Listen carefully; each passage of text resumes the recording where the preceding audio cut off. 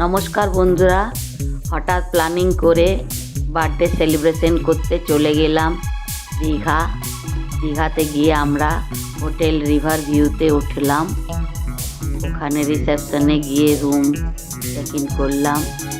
খুব সুন্দর হোটেলটা লাগলো আমাদের, খুব ভালো, পরিষ্কার, একদম রোডের সামনে, সমুদ্রের থেকে হাঁটা পথ, 2 মিনিট হেঁটে সমুদ্র। খুব সুন্দর হোটেলটা। তারপরে রুমে গেলাম, রুমটা আমাদের খুব ভালো লেগেছে। সব পরিষ্কার পরিচ্ছন্ন, একদম বড় টিভি, মিরার, আলমারি সবই আছে, এসি। আমাদের রুমটা খুব সুন্দর লেগেছে। এই যে চারদিকে দেখুন, রুমটা খুব সুন্দর।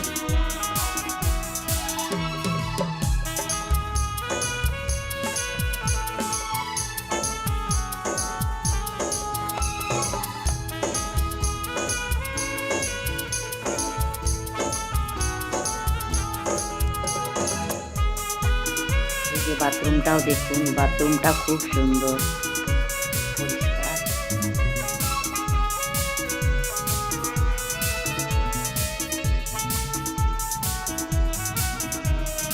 তারপরে আমরা নিচে সুইমিং পুলে গেলাম, সুইমিং পুলে চান টান করে ফ্রেশ হলাম। খুব ভালো সুইমিং পুলটা। ওখানে সামনে রেস্টুরেন্ট আছে। তারপরে লাঞ্চ করলাম। লাঞ্চ করার পর আমরা একটু রেস্ট নিয়ে গেলাম সমুদ্রের ধারে। সমুদ্রে সানসেট দেখলাম, সমুদ্রে ঘোরাফেরা করে একটু খুব ভালো লাগছিল। সমুদ্রের ঢেউয়ের আওয়াজ খুবই ভালো লাগে, শান্তি একদম, খুব সুন্দর। তারপরে ওখান থেকে একটু ফ্রেশ হয়ে গেলাম মন্দিরে।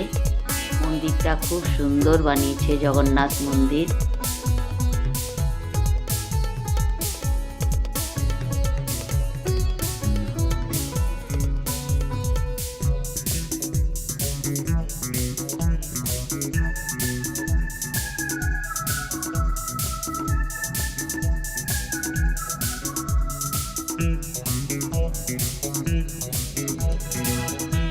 সানরাইজ দেখলাম, সানরাইজ খুব সুন্দর লাগছিল।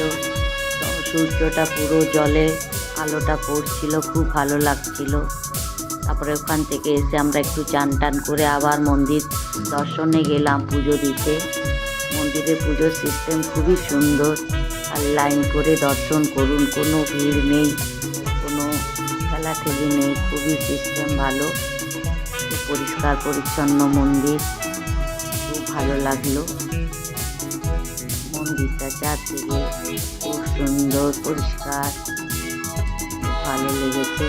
আমাদের দিনটা খুব ভালো কাটলো। আপনাদেরকে ভিডিওটা ভালো লাগলে লাইক করুন, শেয়ার করুন।